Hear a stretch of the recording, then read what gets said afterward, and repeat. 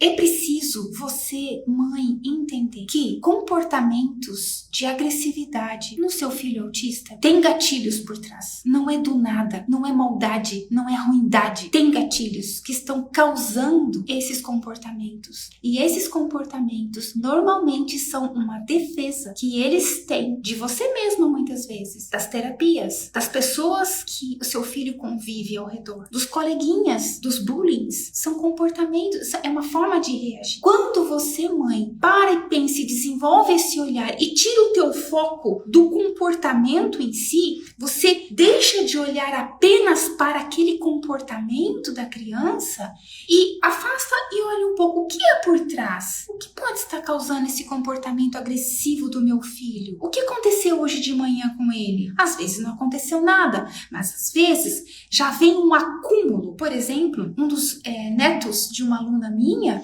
ele tem tido crises de agressividade de bater no rosto da psicóloga. Por quê? Porque as terapias que ele é submetido são terapias com intervenções, com bloqueios, com consequências, sem respeito no tempo do autismo, sem respeitar o mundo imaginário do autismo.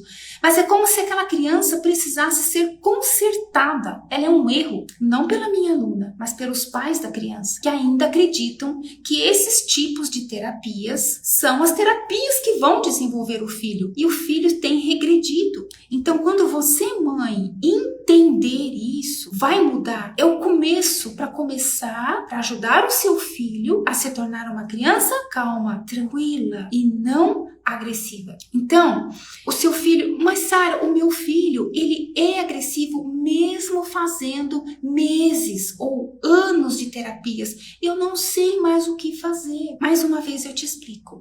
Se a metodologia das terapias que o seu filho está fazendo são, por exemplo, com bloqueios, eu expliquei sobre intervenções, né? Mas agora for com bloqueios, isso também pode ser um gatilho para o comportamento agressivo dele. Então, nessas terapias, por exemplo, as crianças autistas, eles têm os movimentos repetitivos, ou, por exemplo, interesses repetitivos, né? Eles têm as dificuldades para expressar as suas frustrações também. Nessas terapias, tudo isso deve ser bloqueado. A criança não deve ter movimentos repetitivos, ela não deve ter interesses repetitivos, porque para essas terapias, esses são sinais de limitação. Pelo contrário, ao invés de você usar bloqueios impedindo que ela que ela faça esses movimentos repetitivos ou que ela tenha interesses repetitivos, mas se você usar isso ao seu favor, né, através dos movimentos repetitivos ou interesses repetitivos do seu filho, a partir deles, você pode desenvolver as habilidades que ele precisa desenvolver, como, por exemplo, a fala, né, o desfraude, os autocuidados, expressar sentimentos como raiva, indignações, medos, frustrações, inseguranças.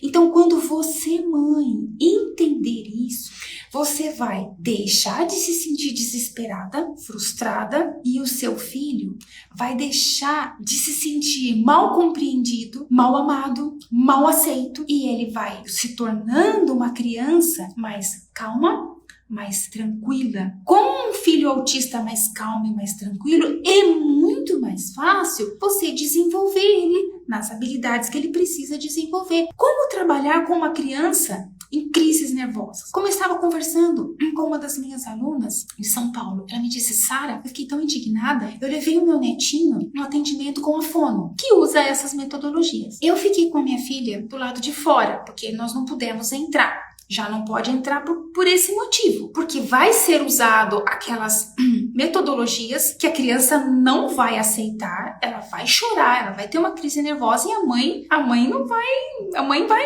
intervir ali. Então a mãe atrapalha, por isso que as mães não podem participar das terapias, sendo que na forma como eu ensino, a mãe deve participar, a mãe é a principal. O netinho dela, quando terminou a sessão, 40 minutos, ele estava mole e roxinho de tanto chorar. Ela ficou tão indignada que ela entrou na sala e ela foi até assim, não foi muito delicada com a profissional, né? Mas é que a profissional disse: vó, é assim mesmo, ele tem que entender. O que uma criança autista tem que entender? Ele não entende. Caramba, eu fico indignada, sabe? Quando eu escuto isso, eu fico indignada, eu tenho que me controlar.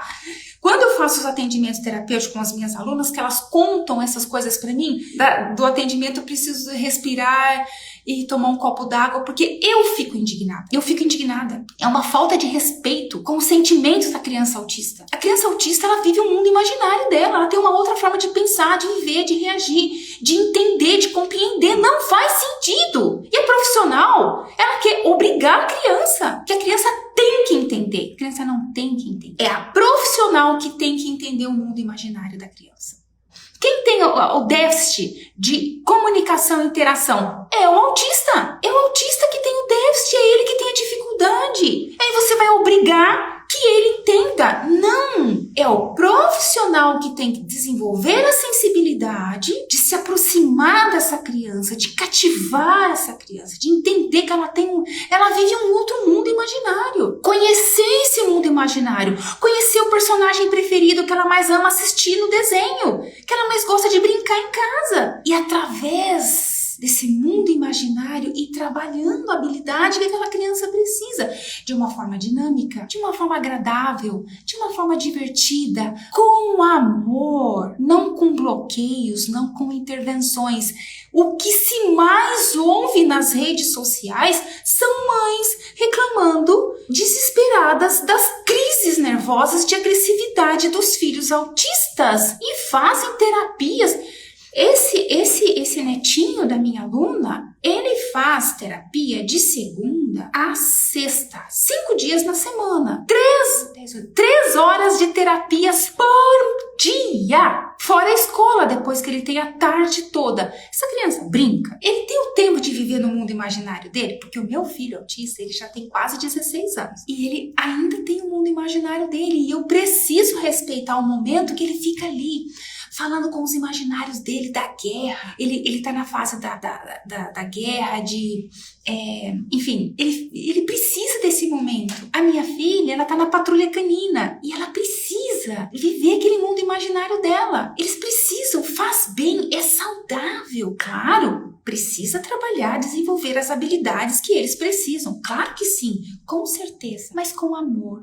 Os autistas, eles são muito amorosos. Os autistas, eles amam justiça, o que é certo, preto no branco. Eles amam o que é correto, em respeito. Portanto, se você não respeita os sentimentos dele, as hipersensibilidades, os momentos de frustração, as dificuldades, enfim, que ele tem, se você não respeita, se você força, se você quer por toda a lida mudar, consertar, ele sente isso como um desrespeito. E eu falo porque eu tenho 2 autistas na minha casa e mais autistas na família. Eu sei disso. Então, quando eles se sentem respeitados, você se torna a melhor amiga do seu filho. E quando você se torna a melhor amiga do seu filho, você ganha, você consegue desenvolver nele tudo o que você precisa desenvolver. Você ganhou a atenção dele, o respeito, o carinho, mas você mostrou o modelo, você mostrou respeito primeiro.